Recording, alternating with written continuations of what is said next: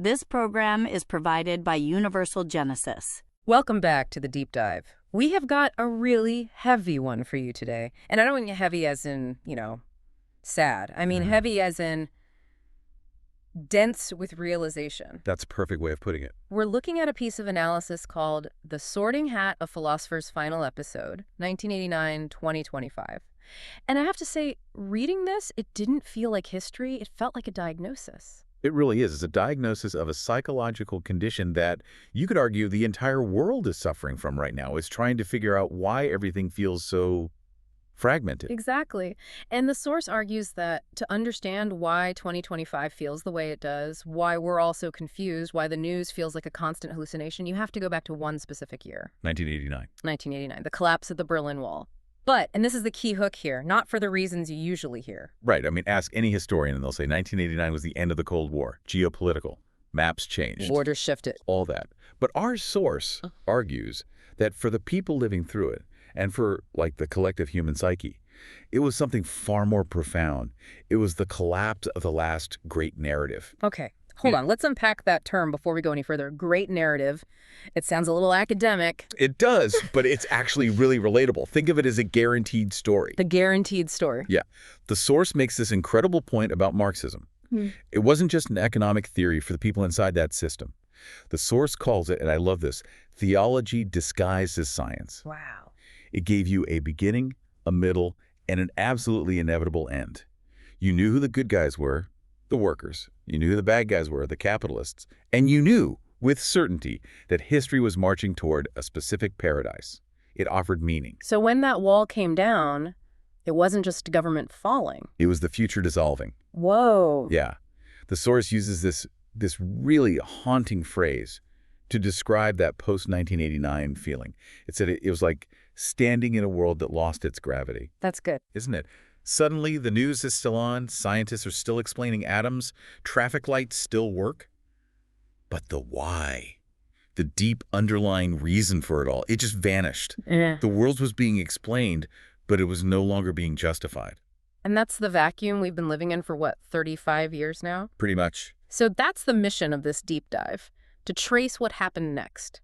The source maps out this journey from the collapse in '89 to the confusion of today by looking at 10 specific thinkers who tried to fill that void. And it is a fascinating roster. You can actually trace the rising anxiety of the modern world just by looking at the progression of these 10 names. We basically went from believing in stories to realizing we have to design the whole thing ourselves. Okay, so let's walk through them. But I don't want to just list them. I want to get the progression. It feels like we started with denial and just ended up in exhaustion. That's a good way to see it. The source breaks them into groups. The first is about reality and history.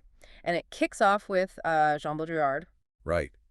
Baudrillard is the immediate, almost allergic reaction to the collapse.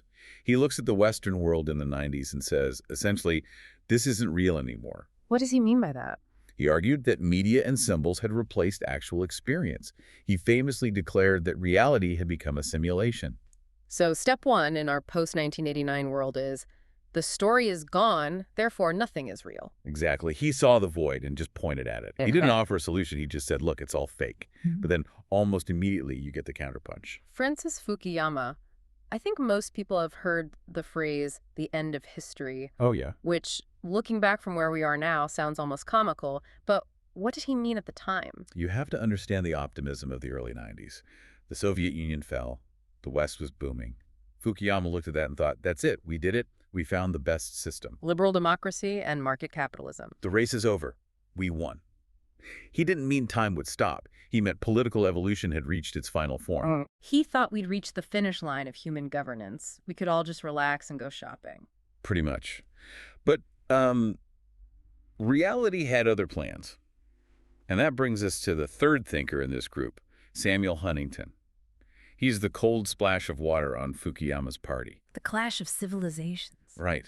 And he did not see unity at all. No. He argued that without the two superpowers holding everything in a kind of balance, that bipolar structure of the Cold War, the world wouldn't come together. It would fracture. He predicted we'd start fighting along ancient cultural and religious lines. So we go from everything is fake with Baudrillard to we won forever with Fukuyama to Actually, we're about to start fighting everyone with Huntington. In the space of about 5 years, yeah. That is a roller coaster of a start to the decade. It really highlights the confusion, doesn't it? We didn't know if we were in a simulation, a paradise, or a battlefield. And because the external world was so confusing, philosophy turned inward. And this brings us to the second group of thinkers, the ones focused on identity and science. Yeah, and this is where Judith Butler comes in. And this feels like a massive shift. We stop looking at maps and start looking in the mirror. Correct. Butler completely revolutionized how we see gender and identity, proposing that they are performative, that identity isn't some fixed biological truth written in stone, but a construct we act out. Okay, so on one hand, that sounds incredibly liberating.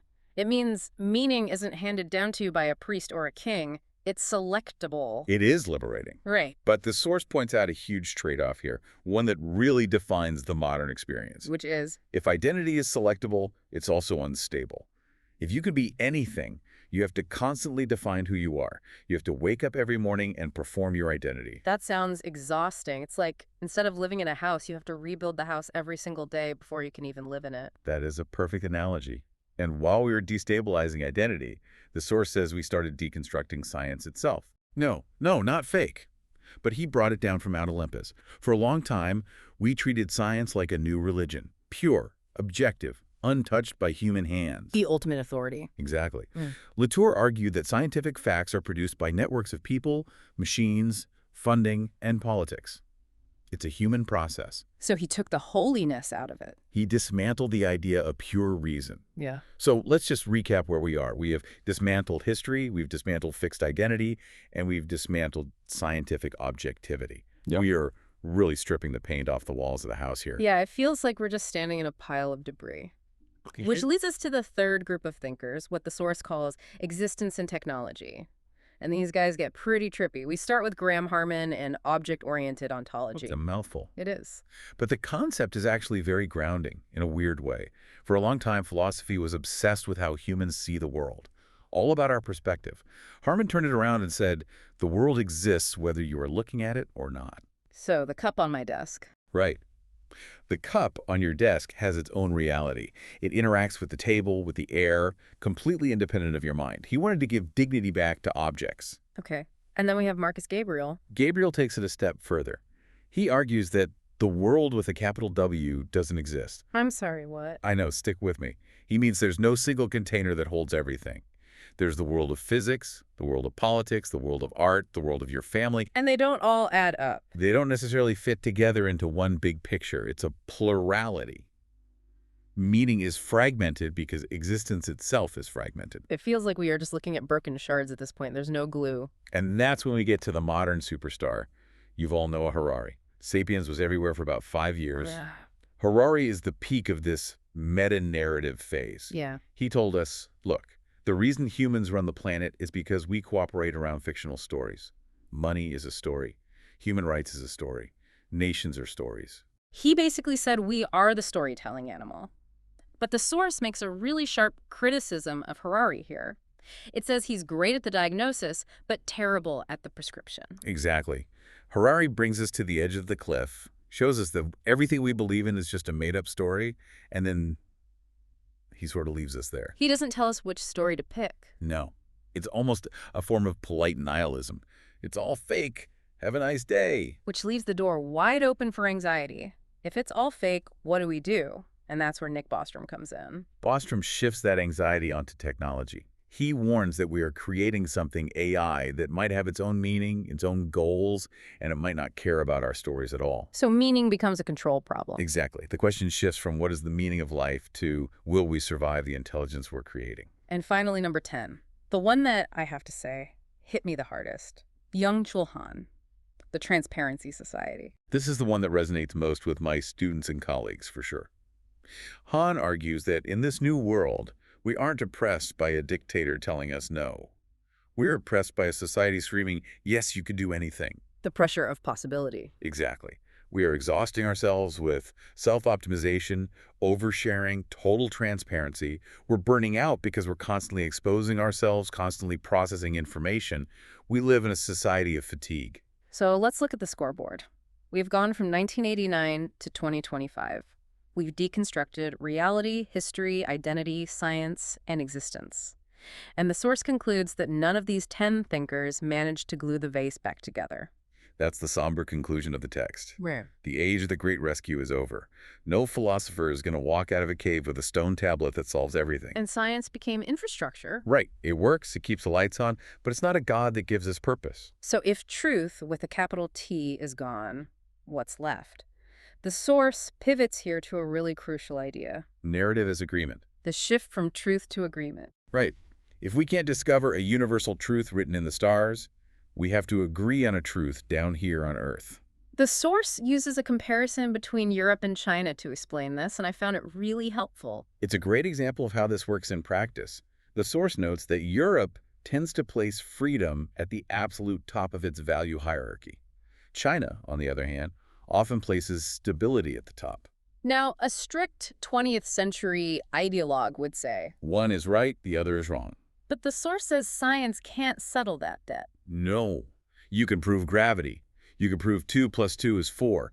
You cannot prove objectively that freedom is scientifically better than stability. Their value judgments. They're stories those societies have agreed to tell themselves. That is a tough pill for a lot of people to swallow, isn't it? We want to believe our values are objective facts. Like, my way isn't just my preference, it's the law of the universe. But admitting their agreements doesn't make them weak. In fact, it makes them precious. It means freedom only exists because we wake up every day and agree to keep it alive. It's fragile. It requires maintenance. And this leads to what the source calls the design problem of the 21st century. If the story isn't given to us by God or history, we have to write it ourselves. And design always means trade-offs. This is where we have to grow up as a civilization. You can't have maximum safety and maximum privacy at the same time. You can't have total order and total diversity. You can't have infinite growth and perfect sustainability. These things are in tension. And the source asks the deepest question here. What kind of society do we want to leave for our children? One with less fear or one with more challenges? And again, science cannot answer that. Data can't answer it. That is a choice. It's a design decision. Which brings us to my favorite part of this whole thing, the metaphor. The source suggests we stop treating society like a book of truth. And start treating it like an operating system. It's a brilliant analogy. It really is. The diagnosis of the 20th century was that the story was fixed. It was dogmatic, a closed system. The tragedy of the 21st century so far is that the story is blank. It's a vacuum. So the third way is society as software. Yes. If stories are just agreements, we need to focus on the process of agreeing, not just the content. The source lists 4 requirements for this society OS: visualization, participation, updatability, and parameterization. Okay, let's talk about parameterization. That sounds technical, but I think it's the key. It sounds fancy, but it just means dials instead of switches. In the old world, things were binary. Good versus bad, capitalist versus communist. On or off? Right. In a parameterized world, we adjust the sliders. We say, okay, we need a little more security right now, so we slide that dial up, but we acknowledge that slides the privacy dial down. It's dynamic. It allows for nuance. Exactly. It's not a fixed theology. It's an updatable narrative. I mean, think about how software works. Yeah. You don't release Windows 95 and say, this is the final truth of computing. We will never change it. No, you find bugs. You get user feedback. And you update it. But here's the rub. To run an operating system like that, you need users who are willing to participate and, more importantly, admit when the code is buggy. And that requires humility. And honestly, looking at political discourse today, humility is in short supply.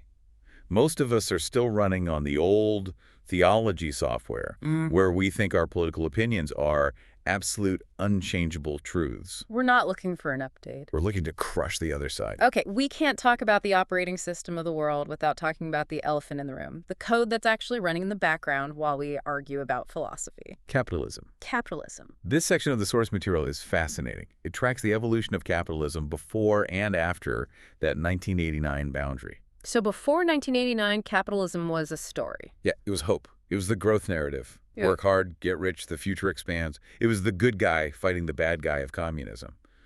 But post-1989, something strange happened. Capitalism stopped being a story. It didn't throw a victory parade. No, it Yeah. just remained.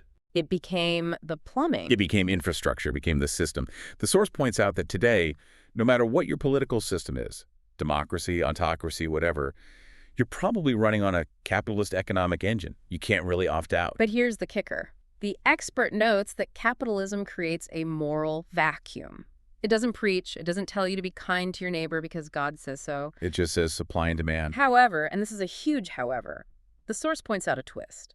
Capitalism has started embedding valuation into its platform. We're seeing a new kind of systematized morality emerge. You mean like Uber ratings? Yes, exactly. Think about it. Uber ratings, credit scores, seller feedback on eBay, social credit systems.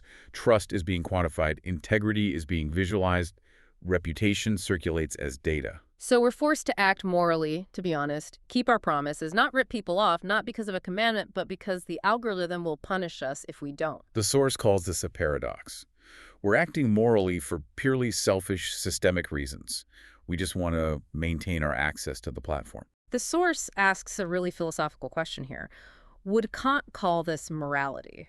Immanuel Kant, the philosopher of duty, would definitely say no. For him, morality has to come from a goodwill, not a calculation of benefit. So if you're only nice because you want a 5-star rating, You aren't moral, you're just smart. it's a zombie morality. It looks like morality from the outside, but there's no heart inside. It is a bit chilling, isn't it? It's colorless and functional. But the source suggests that in a fragmented world where we can't agree on a god or a philosophy, this functional morality might be the only glue holding us together. It allows strangers to cooperate without sharing a soul. Yeah. So where does this leave us? We've journeyed from the collapse of the Berlin Wall through the fragmentation of thought to this idea of society as a design challenge running on algorithmic plumbing. The big summary is really about moving from a world of guaranteed history to a world of user-generated reality. In the 20th century, people believed the future was inevitable. In 2025, we know the future isn't written.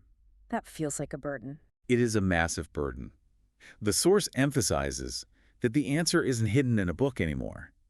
We can't just go find the right philosopher and say, aha, he has the answer. The design is up to us. It's up to you, the listener. It's up to all of us. We're the developers now. And that raises the final provocative thought I'd like to leave everyone with.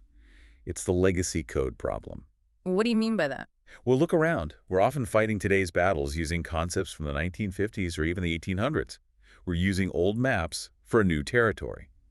The source implies that a lot of our suffering, the inequality, the conflict, the exhaustion, might be because we were running outdated software on modern hardware. We're clicking Remind Me Later on the update notification for civilization. Exactly. And you can only ignore that notification for so long before the system crashes. The design challenge is waiting. The question isn't what is the truth, but what do we want to build together? That is a terrifying and yet somehow exhilarating thought to end on. We are the architects of the next narrative, whether we like it or not. Thank you for listening to this deep dive into the collapse of the great narrative. It's been a pleasure. See you next time. This program is provided by Universal Genesis.